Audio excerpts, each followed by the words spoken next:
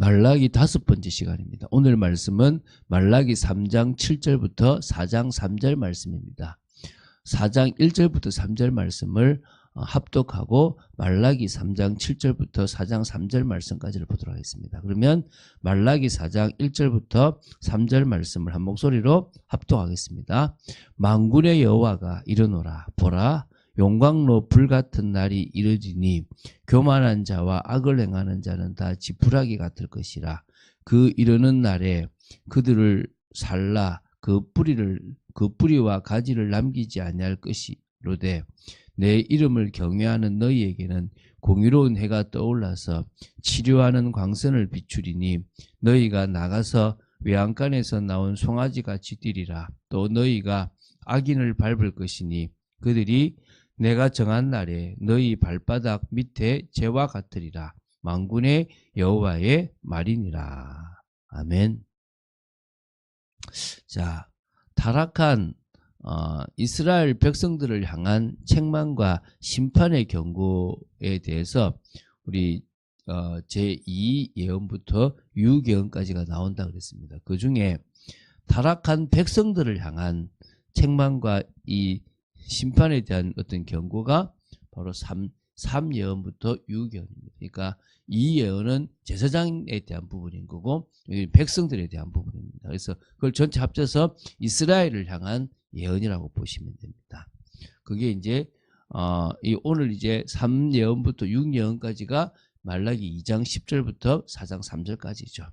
자, 그 중에서 이제 오늘은 5 예언과 6 예언을 보도록 하겠습니다. 그것은 말라기 3장 7절부터 4장 3절까지라고 보시면 됩니다. 자, 그럼 첫 번째 우리가 제5 예언은 말라기 3장 7절부터 12절입니다. 하나님의 백성들이 하나님 앞에서 만성적으로 그냥 늘 언제나 과거부터 지금까지 늘 위반해 왔던 대표적인 규례가 11조와 헌물에 대한 규례입니다. 이것을 뭐해라? 준수해라 라고, 이것을 제대로 지켜라. 그게 너희들이 하나님 앞에 믿음을 가지고 온전히 서는 것이다. 경외하는 것이다. 이 말인 거죠. 그래서 하나님께 바치는 11조와 헌물 규례를 준수함은 결국 너희들에게 복이다. 내가 지킬 때 너희들에게 복을 약속하겠다라는 부분입니다. 자, 7절 먼저 보겠습니다. 만군의 여호와가 이르노라. 너희 조상들의 날로부터 너희가 나의 규례를 떠나 지키지 아니하였도다. 왜 만성적이냐? 과거 저 조상 때부터 지금까지 제대로 11조를 지키지 못했다는 거예요. 그럼 하나님은 돈이 필요하신가 보다. Never. 하나님은 돈이 필요 없습니다. 이 11조라는 것은 인간의 뭡니까 이렇게 어떤 그런 사회 속에서 하나님을 바라보는 전적인 사역자들이 그 다른 사람들에게 주어졌던 하나님이 일부러 전적 사역자의 그 생활에 대한 모든 것들을 다른 사람들에게 주므로 그들이 11조를 내서 이 전적 사역자인 레위 지파가 묵고 살아갈 수 있도록 만들어 놓은 거예요. 근데 이거는 이스라엘에만 있는 게 아니라 사실은 아브라함 때도 멜기세덱에도 했던 겁니다. 그러면 이게 쭉 내려오는 전통이에요. 나중에 율법이 끝난 지금 시대는 11조 안 해도 된다. 그런 개념이 아니라 전적 사역자를 중심으로 사역하는 곳이라면 당연히 이거는 하나님이 하시는 방법 중에 하나이기도 한 겁니다. 근데 이걸 지금 안 하는 거죠. 그 중에 이제 큰 게 11조인 거죠. 그런즉 내게로 돌아오라. 그러면 나도 너에게로 돌아가리라 하였더니 너희가 이르기를 우리가 어떻게 하여야 돌아가리까? 지금 분명히 하나님께서 너희들의 불신앙의 모습, 규례를 어긴 모습을 내가 알고 있는데 그게 조상 때부터 됐다. 뭐해라? 지켜라 이 말인 겁니다. 돌아오라. 그런데 어떻게 하면 돌아갑니까? 이 말은 지금요. 방법을 몰라서 묻는 게 아니라 뭐가 문제죠? 우리가 뭘 어겼습니까? 라고 하는 거예요. 그래서 이제 8절 9절에 사람이 어찌 하나님의 것을 도둑질하겠느냐. 그러나 너희는 나의 것을 도둑질하고 또 말하기를 우리가 어떻게 주의 것을 도둑질하였나이까 하는도다. 이는 곧 11조와 봉헌물이라. 그러니까 하나님께 당연히 드려야 될 것을 안 드리면서 내가 너희들에게 은혜로 줬던 걸 너희들이 안 드리고 너희들 걸로 하고 있는데도 너희들은 지금 내가 어떻게 훔쳤습니까? 라고 하고 있다. 하나님은요 기업을 주셨다는 거예요. 특히 이스라엘 백성들에게 먹고 살 수 있는 기업을 주신 겁니다. 하나님은 하나님의 백성에게 지금도 여전히 기업을 주시고 은혜를 주시고 먹이시고 입히시는 분이십니다. 너희 곧 온 나라가 나의 것을 도둑질하였으므로 너희가 저주를 받았느니라. 결국 하나님이 나 앞에 너희들이 제대로 믿음을 경외심을 표하지 못했다. 내가 너희들에게 줘서 그걸 통해서 이 모든 이 은혜의 질서를 만들어 놨는데 너희들이 이걸 제대로 지키지 않았다. 그래서 제사장 지파가 사라져 버린 것이다. 그게 너희들이 지금 이 땅에서 저주를 받는 이유다. 이런 개념으로 보시면 되는 거죠. 목사라는 개념을 이야기하는 게 아닙니다. 그건 지금도 물론 목회자의 개념이 전적으로 사역자가 되어지고 교회에서 이렇게 뭡니까 사례를 주는 개념이고 다른 데서 돈을 벌지 않는다면 똑같이 그건 적용될 수 있는 부분이라는 얘기를 보시면 됩니다. 자 10절입니다. 만군의 여호와가 이르노라 너희의 온전한 11조를 창고에 들여 나의 집에 양식이 있게 하고 그것으로 나를 시험하여 내가 하늘 문을 열고 너희에게 복을 쌓을 곳이 없도록 붙지 아니하나 보라. 이걸 뭐 다르게 해석하면 어쨌든 하나님은 한번 봐봐라. 너희들이 하늘 곳간에 하나님 내가 만들어 놓은 이 영적 질서 속에서 이 모든 것을 냈을 때 너희들의 곳간이 차는 것을 봐봐라 이런 겁니다. 만군의 여호와가 이르노라 내가 너희를 위하여 메뚜기를 금하여 너희 토지 소산을 먹어 없애지 못하게 하며 너희 밭에 포도나무 열매가 기한 전에 떨어지지 않게 하리니 너희 땅이 아름다워짐으로 모든 이방인들이 너희를 복되다 하리라. 만군의 여호와의 말이니라. 봐봐라. 너희들이 너희들 것을 더 챙겼을 때 살아가는 게 낫냐? 하나님께 드리고 나서 너희들 것이 풍성한 게 낫냐? 봐봐라. 메뚜기나 또 이 포도나무가 떨어지는 것을 열매가 떨어지는 걸 내가 막아주는 그 메뚜기도 못 오게 하고 안 떨어지게끔 해줄 수 있는 그 부분을 봐봐라 이겁니다. 그래서 이방인들이 알게 될 거라는 겁니다. 여러분 이게 지금 이 11조에 대한 개념이 중심으로 이게 헌금입니다.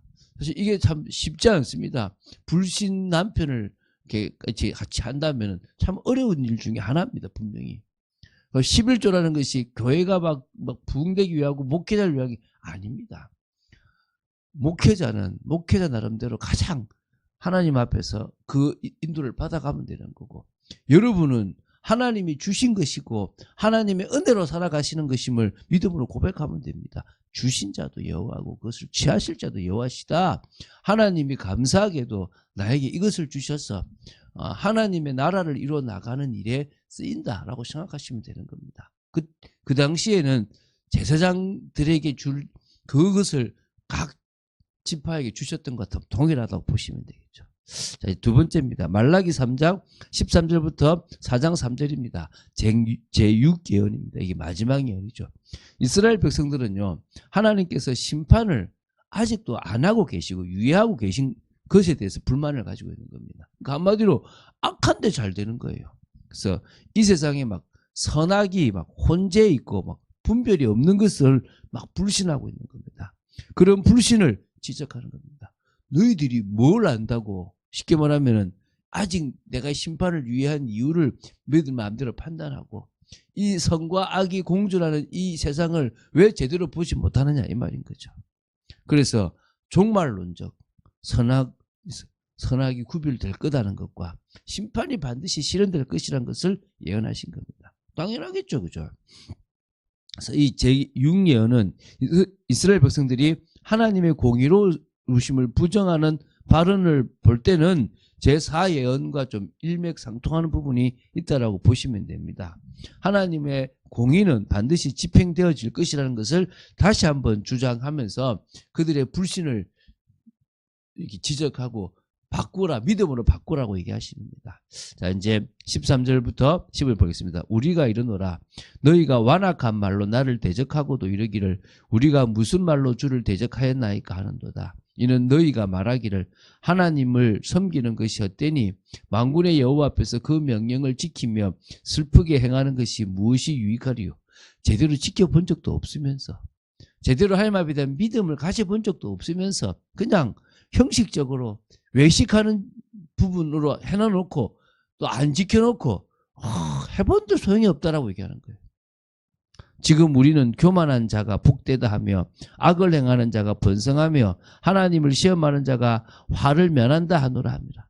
그러니까 악이 잘 된다는 거예요. 교만한 자가 복된 거 아니냐. 말이 지금 잘못된 거 아니냐. 세상은요, 사단이 일시적으로 그렇게 악이 더 잘 되도록 만들기도 하고 선을 행하고 믿음을 지킨 자가 손해보는 경우도 있습니다. 그러나 여전히 하나님은 살아계시고 여전히 하나님은 당신의 일을 진행하고 계시는 겁니다. 자, 그리고 이제 16절부터 18절입니다.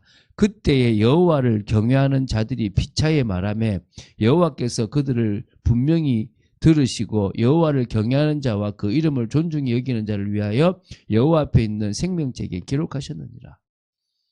분명한 끝이 있습니다. 어떤 의미에서는요, 진짜 내가 믿음이 있느냐 없느냐는 잘 될 때가 아니라 못 될 때고 힘들 때예요. 그때도 나는 여전히 그분을 의지하면 믿음이 있는 거 아닙니까? 그 사람은요, 첫 번째 하늘 생명책에 이름이 기록되어 있습니다. 그 기념책이에요. 만군의 여호와가 이르노라. 나는 내가 정한 날에 그들을 나의 특별한 소유로 삼을 것이요. 때가 있는 거예요. 이 땅에서의 소유가 아니라 이 땅에서 당연하지만 진짜 영원한 천국에서 완전한 소유로서의 축복을 누릴 때가 있다는 거예요.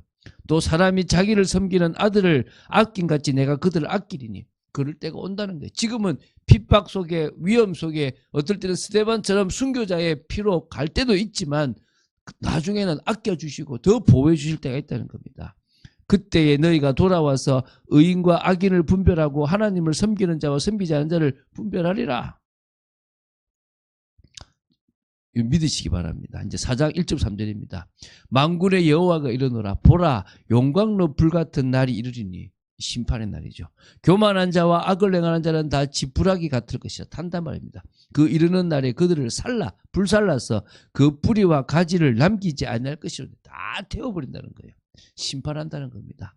내 이름을 경외하는 너희에게는 공의로운 해가 떠올라서 치료하는 광선을 비추리니 너희가 나가서 외양간에서 나온 송아지같이 막 뛰게 될 것이다. 하나님의 은혜가 너무나 넘치게 될 것이다. 또 너희가 악인을 밟을 것이니 그들이 내가 정한 날에 너희 발바닥 밑에 재와 같으리라. 만군의 여호와의 말이니라. 반드시 의인과 악인을 구별하고 의인에게 복을 주고 악인을 심판하는 때가 있다. 믿어라. 믿습니까? 아직까지 이루어지지 않았습니다. 그러나 이루어질 거라고 우리는 믿습니다. 그 믿음을 가지고 나아갑니다. 그래서 지금 마음 됩니까? 돈 따라가지 마세요. 돈은 오게 돼 있습니다. 최선을 다하면. 직장에서 일하고 또 필요한 것 일용할 양식을 달라고 하라 그랬습니다. 주십니다. 막 곳간에 쌓아서 이 정도면 되겠다 이런 생각을 하지 마시고 늘 필요한 양식을 받을 걸 믿는데요. 먼저 그분의 이름을 높이세요. 그분의 나라와 그분의 뜻을 위해서 나아가시면 됩니다. 그래서 오늘 정말 그런 축복의 삶을 살아나가는 중에 하나님의 부어주시는 걸 보게 되길 간절히 예수님의 축원드립니다. 주는 그리스도시요 살아계신 하나님의 아들이심을 고백합니다.